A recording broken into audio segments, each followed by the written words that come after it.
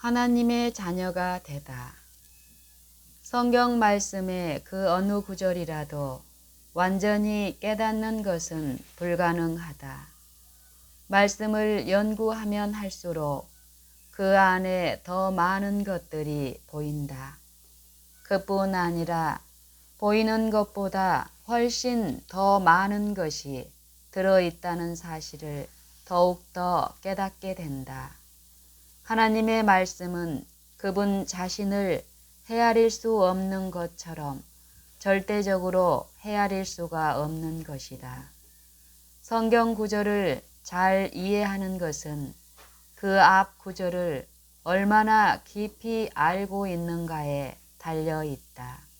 그러므로 4장을 연구하기 전에 3장에서 자손에 대해서 다루는 부분의 말씀에 좀 더 주의를 기울여 보자. 자손. 무엇보다도 먼저 그리스도는 자손이라는 말씀을 기억해야만 한다. 이것은 아주 분명히 말씀하고 있다. 그러나 그리스도는 그 자신을 위해서 살지 않으셨고 단순히 그 자신을 위해 유업을 잇는 자가 아니었다. 그는 유업을 얻으셨지만 그 자신을 위해서가 아니고 그의 형제들을 위해서였다. 하나님의 뜻은 다 그리스도 안에서 통일되게 하려 하심이다. 에베소서 1장 10절. 그러므로 그는 마지막에 가서는 모든 분열의 끝을 내리게 하실 것이며 그를 영접하는 모든 사람 안에 지금 이 일을 행하고 계신다. 그리스도 안에서는 인종의 차별이나 상하의 계급이 있을 수 없다. 그리스도인들은 어느 사람이라도 영국인, 독일인, 불란서인, 소련인, 중국인, 아프리카인으로 생각해서는 안 되고 단순히 한 인간으로 그리스도를 통하여 유업을 이어받을 수 있는 사람으로 생각해야 한다. 만일 어떤 사람이 그의 인종이나 국가가 어떠하든지 간에 역시 그리스도인이라면 그때는 상호 간의 유대를 가질 수 있게 되며 더욱 더 강해진다. 너희는 유대인이나 헬라인이나 종이나 자유자나 남자나 여자 없이 다 그리스도 안에서 하나이니라. 이러한 이유 때문에 그리스도인이 전쟁에 참여할 수가 없는 것이다. 그리스도인에게는 국적의 차별이 없고 모든 사람을 그의 형제로 생각한다. 그리스도인이 전쟁에 참여할 수 없는 주 원인은 이제 그리스도와 하나가 되었으므로 그리스도의 생명이 그의 생명이 되었기 때문이다. 그리스도께서 자기 방어를 하기 위하여 칼을 들고 휘두르실 수 없는 것처럼 그는 싸움을 할 수가 없을 것이며 그리스도께서 그 자신을 대항하여 싸우실 수 없는 것처럼 두 그리스도인은 서로 상대방을 대항하여 싸움을 할 수가 없다. 그러나 지금은 전쟁에 대해서 말하는 것이 아니고 그리스도 안에서 신자들의 완전한 연합에 대해서 말하고 있다. 그들은 하나이다. 그러므로 단 하나의 자손밖에 없고 그 자손은 그리스도이다. 아무리 수백만의 참된 신자들이 있다고 하더라도 그들은 그리스도의 개성의 한 단면을 나타내는 데에 불과하다. 인간의 몸은 많은 지체를 가지고 있으며 모든 지체는 다 같은 일을 하지 않고 그 개성이 다르지만 건강한 신체는 그 모두 완전한 연합과 조화를 이루고 있다. 새 사람으로 옷 입고 그를 창조하신 분의 형상을 따라 지식에까지 새롭게 함을 받은 자들에게는 헬라인과 유대인이나 할례당과 무할례당이나 야인이나 수구디아인이나 종이나 자유인이 분별이 있을 수 없나니 오직 그리스도는 만유시요 만유 안에 계시니라. 골로새서 3장 11절. 추수. 그리스도께서 알곡과 가라지의 비유를 설명하면서 좋은 씨는 천국의 아들들이요 라고 말씀하셨다. 마태복음 13장 38절. 농부는 어렸을 때에는 알곡과 가라지를 구별하기가 매우 어렵고 잘못하면 알곡을 망치는 수가 있기 때문에 가라지를 알곡에서 뽑아내는 것을 허용하지 않는다. 그러므로 둘 다 추수 때까지 함께 자라게 두어라. 추수 때에 내가 추수꾼들에게 말하기를 가라지는 먼저 거두어 불사르게 단으로 묶고 곡식을 모아 내 곡간에 넣으라 하리라 고 말씀하셨다. 곡식은 추수기에 거둔다. 그것은 누구나 다 안다. 그러나 이 비유에서 특별히 말하는 것은 추수 때에 알곡이 완전히 드러난다는 것이다. 한마디로 말하면 알곡은 추수 때까지 이른다는 것이다. 추수만이 알곡, 곧 자손, 즉 씨가 완전히 드러나고 있기를 기다린다. 이 추수 때는 세상 끝이다.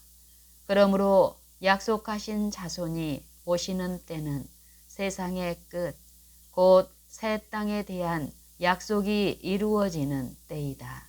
사실 자손은 그 전에 온다고 결코 말할 수가 없다.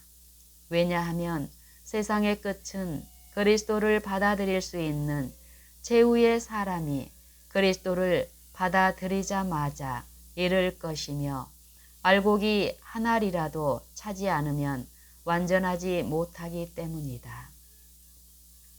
이제 3장 19절의 율법은 약속하신 자손이 오시기까지 있을 것으로 범법함을 인하여 더한 것이라는 말씀을 읽어보자. 여기에서 우리는 무엇을 알 수 있는가? 곧 시내산에서 주신 율법은 하나의 글자도 변경함이 없이 온 복음을 이루며 또 그리스도의 재림시까지 세상 끝까지 복음 안에서 전파되어야 한다는 것이다. 천지가 없어지기 전에는 율법의 1.1핵이라도 반드시 없어지지 아니하고 다 이루리라.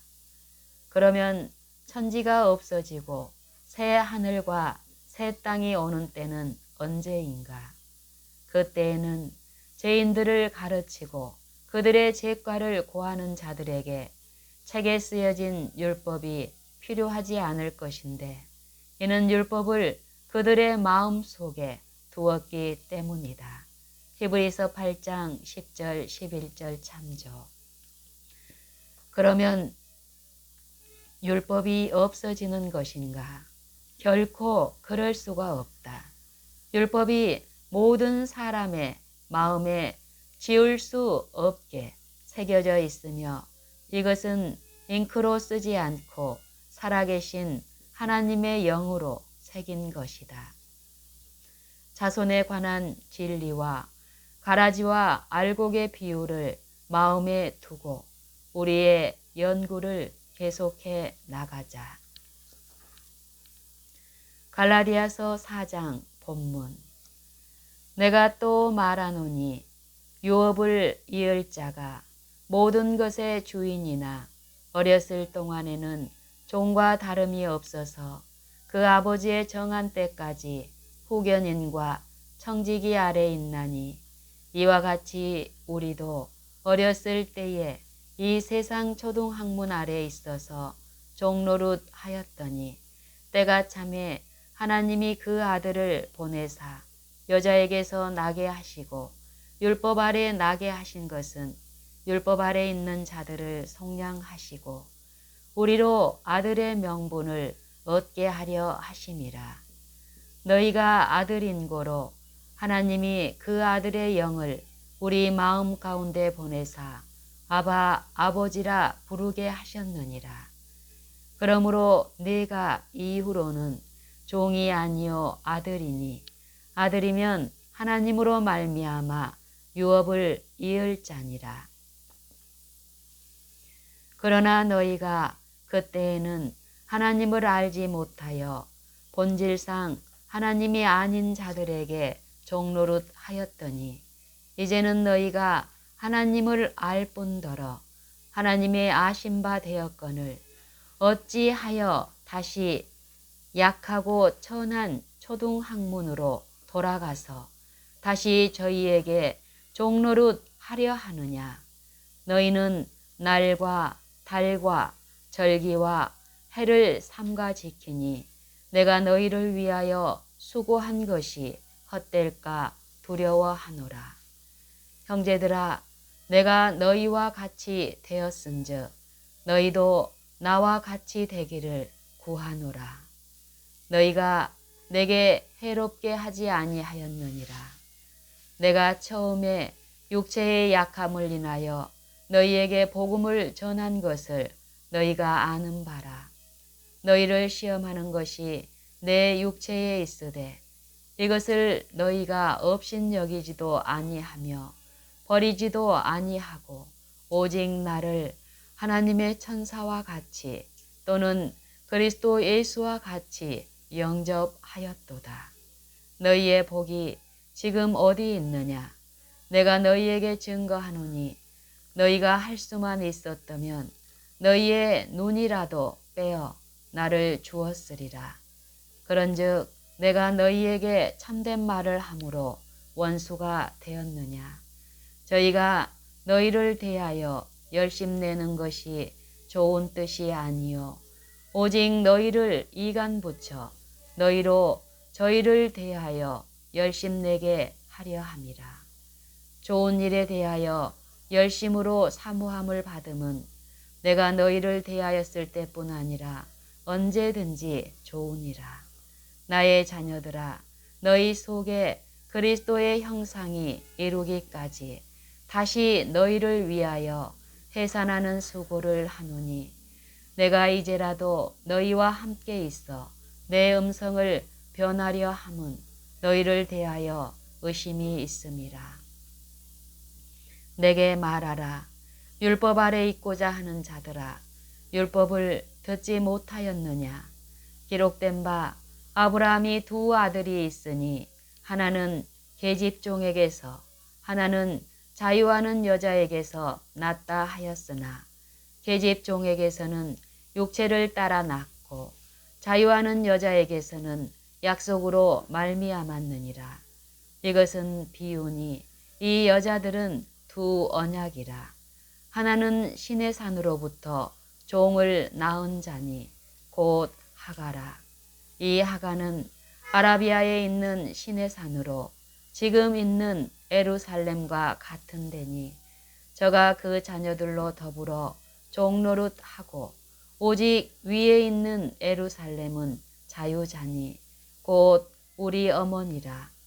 기록된 바 잉태치 못한 자여 즐거워하라. 그렇지 못한 자여 소리질러 외치라. 이는 홀로 사는 자의 여자가 홀로 사는 자의 자녀가 남편 있는 자의 자녀보다 많음이라. 하였으니 형제들아, 너희는 이삭과 같이 약속의 자녀라. 그러나 그때에 육체를 따라 난 자가 성령을 따라 난 자를 핍박한 것 같이 이제도 그러하도다. 그러나 성경이 무엇을 말하느뇨? 계집종과 그 아들을 내어 쫓으라. 계집종의 아들이 자유하는 여자의 아들로 더불어 유업을 얻지 못하리라 하였느니라. 그런즉 형제들아, 우리는 계집종의 자녀가 아니요 자유하는 여자의 자녀니라. 갈라디아서 4장. 실제적인 주제. 4장으로 나누어 놓았지만 주제는 3장과 같다는 것을 누구나 다 알 수 있다.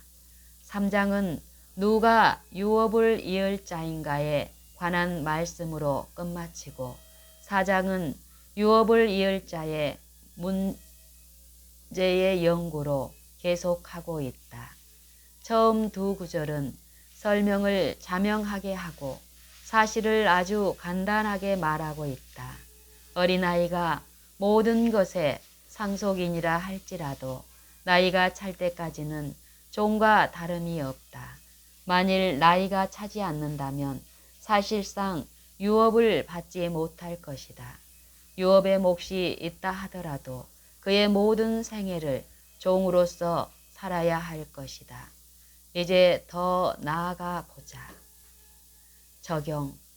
이와 같이 우리도 어렸을 때에 이 세상 초등학문 아래 있어서 종노릇 하였더니 5절을 먼저 보면 여기서 어렸을 동안으로 알려진 상태는 아들의 명분을 받기 전의 상태인 것을 알 수 있을 것이다. 이것은 우리가 율법의 저주로부터 구속을 받기 전, 곧 우리가 개심하기 전의 상태를 말한다. 그러므로 이것은 세상 사람들로부터 구별된 하나님의 자녀를 의미하지 않고 사도 바울이 에베소서 4장 14절에서 사람의 계술과 간사한 유혹에 빠져 모든 교훈의 풍조에 밀려 요동치 않게 하려 함이라고 말한 자녀를 말하는 것이다.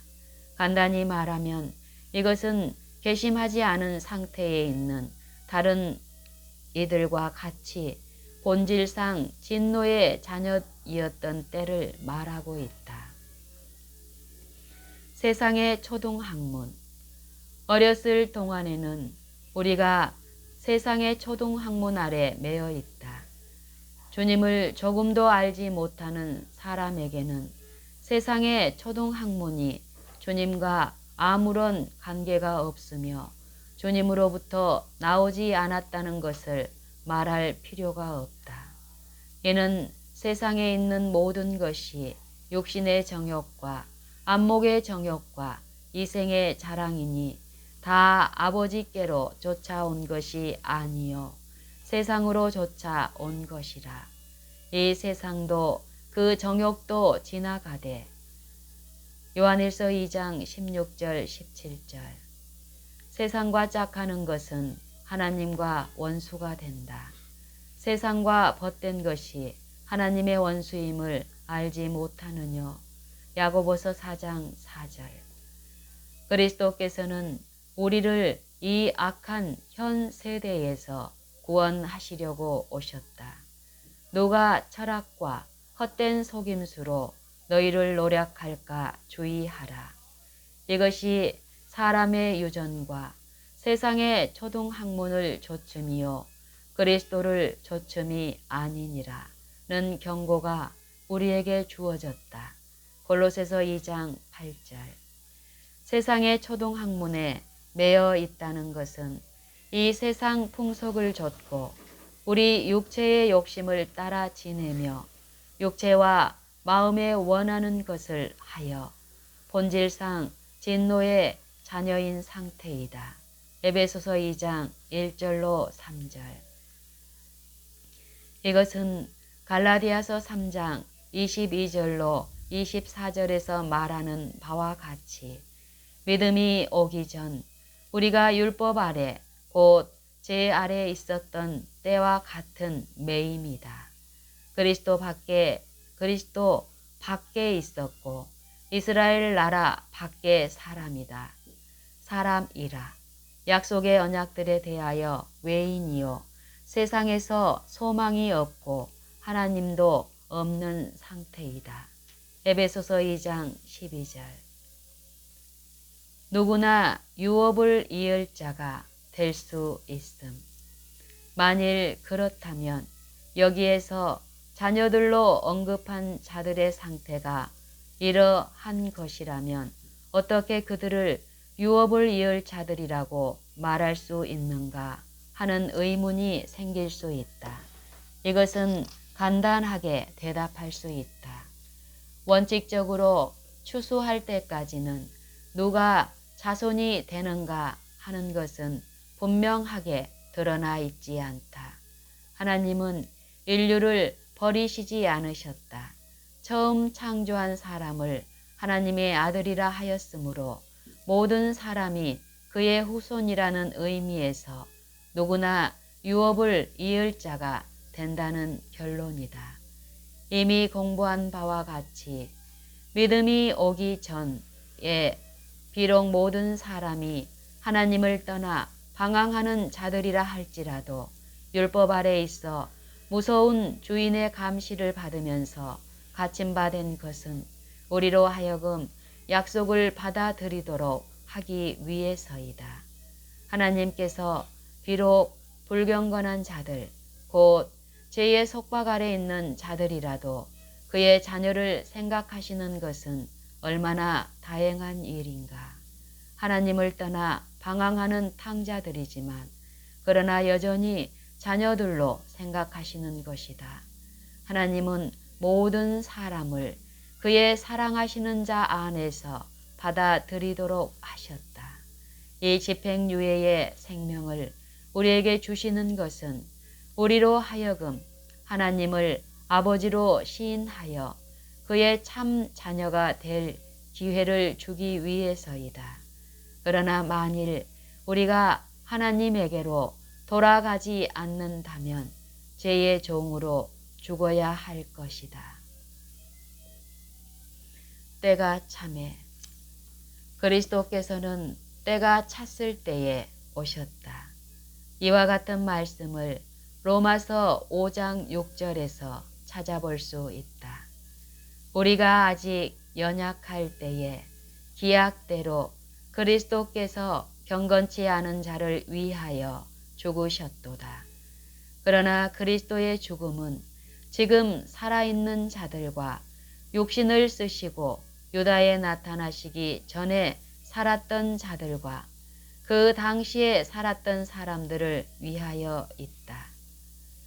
그의 죽음은 4000년 전이나 800년 전에도 여전히 변함이 없다. 다른 어느 세대의 사람들과 마찬가지로 그 세대의 사람들에게도 효력이 있다.